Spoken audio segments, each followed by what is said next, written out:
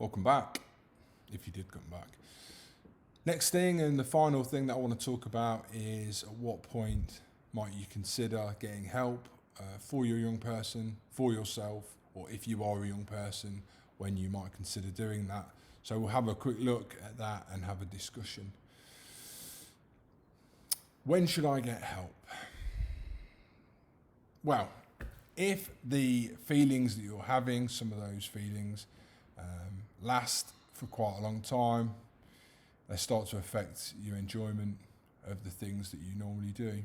If you're really worried about things but you can't see past it, so when we talk about anxiety and the anxious response, it's there to protect us, and we are supposed to feel anxious and nervous about things because that stops us maybe winding the window down in our cars and sharing a ham sandwich with a lion at the safari park.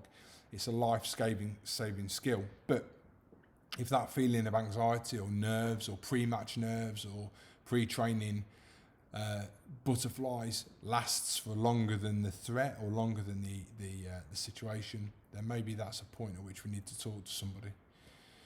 Certainly if you feel like you want to hurt yourself or others as a way of controlling or managing something that you can't appreciate or understand or manage inside your mind, a thought or a feeling that's making you want to hurt yourself.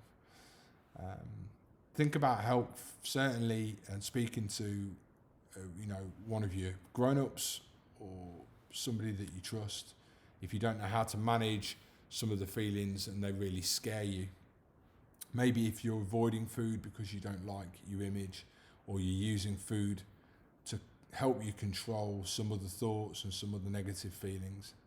And again, as I've just mentioned, around sadness, if you don't enjoy the things that you really enjoyed, definitely worth chatting to somebody.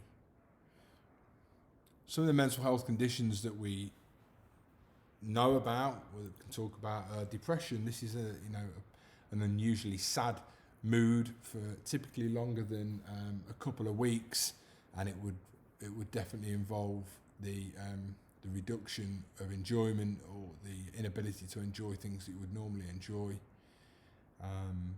It's longer, it's more severe, and it's more hurtful. Anxiety disorders, like I said just before then, anxiety disorder is where the anxiety or that feeling lasts longer than the actual threat itself. You've got things like ASD, acute stress disorder, and PTSD, post-traumatic stress disorder. So this might be from something that happened a long time ago or more recently, but it's a traumatic event and it's causing you to relive those experiences, have really unhelpful thoughts, scary images, and feelings and emotions around that thing that happened. I hope that if that is the case, that you were supported at the time, or young people were supported. But if not, these things can come back. They can take quite a while to emerge as well, and we need to consider help. Eating disorders, again, if food is being used or you recognise food as being controlled or being used to control things, then a consideration around that would be to discuss it with a professional. Sadly, self-harm exists, and it's not attention seeking, and it's not a mental health condition, it's a behaviour. But it is a behaviour that's used to try and negotiate or control much stronger psychological feelings than the pain that is inflicted through self-harm. And it doesn't look like cuts all the time. It can be burning, it can be swallowing items, putting items into the body, swallowing poisons, burning, picking hair, even excessive tattooing, risk-taking behaviour, lots of different things. And if you recognise that in a young person, then maybe consider a discussion or talking to a mental health first aider, or more importantly, a professional in the field of mental health, to make sure that you're getting the appropriate support. These conversations can be very difficult and not always best handled by yourself. Finally, a scary subject, but there's no getting away from the fact that there were over 7,000 suicides in the last reporting period, and for somebody to be at that point of desperation, of no hope, is a very scary thing and a very scary place to be. But we have to be confident in talking about it. If you ever have any gut feelings whatsoever, you need to ask directly. and then manage that.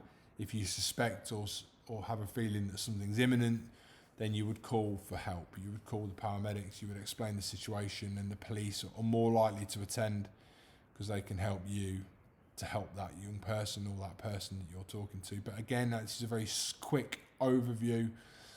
There's lots of help available, which will be attached to links at the end of these discussions, so you can make sure you call the right people, including my number and my details, so you can ask me more questions about it.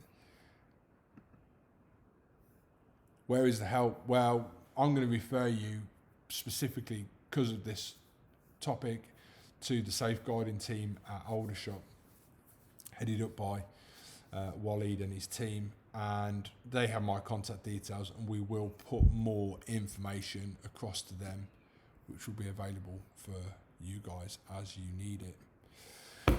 So, Whistle Stop Tour. I'm sure if we were all in the big room and we could have a brew and a biscuit, we'd get some questions. So with that, if you've got any questions, then please email them to me or to Natalie, danny@prosafeuk.com, or Natalie at the same email address. Equally, speak to the team at Aldershot.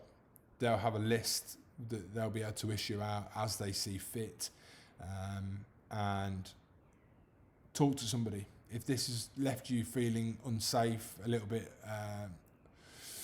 unsure, or you've got questions, don't just ignore those questions. Make sure that you speak to somebody about them and get the appropriate help and get the appropriate conversation had, because it's important that we don't just leave these things. So I'm just fiddling around with a light in abeyance. The best thing to do with mental health is to discuss it. The best thing to do with thoughts or feelings of poor mental health with young people is to discuss it, is to make this not a stigmatised conversation. Hope you found this relatively useful, and again, I'm sure we'll get together face to face at some point and have a more open and a more two-way conversation. But in the interim, please do get in touch, and if you want any more information, then let us know.